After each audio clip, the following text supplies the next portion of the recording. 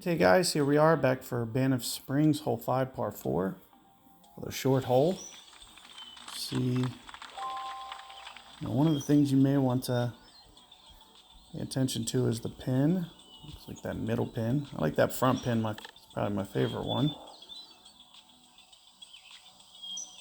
You'll see that one in the tournaments a lot more than this one. So here you can see we're just going to basically put this ball out in play.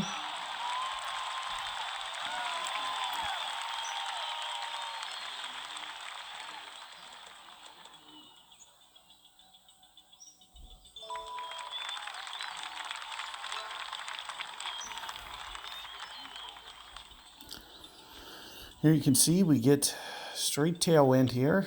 So we are kind of in between clubs. What I'll do is I might crank this backspin up. As you can see, we're going to be pulling down. So I'm thinking just a little bit under 3 rings. Right down to here. Maybe just short hitting just slightly. So you can see I'm kind of putting up towards the front, top front a little bit. Let's just see how this comes out. Ah, shouldn't have short hit it. I didn't think it was going to check up like that because of the tailwind. So you always want to be thinking about the intensity. There you can see we had a good alignment. Maybe, if I keep that in the center of the guide, I'm really surprised that it checked up quite that much because and again, the reason that I'm playing it like this is I'm kind of anticipating, and that's a tough one to get because when you land on a slope like that, you don't know necessarily how it's going to behave. If you land towards the bottom of the slope, that might have ran out past the hole. If I land more up the slope, you can see that it just checks up faster. Now here you can see we got a side wind. Now I don't always play this shot, but I am going to this time. So here you're going to see that I am going to just club down.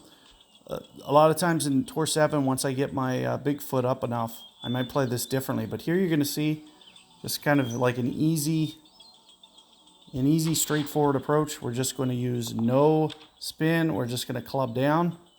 And with our ultimate shot, we're going to give ourselves a pretty reasonable chance.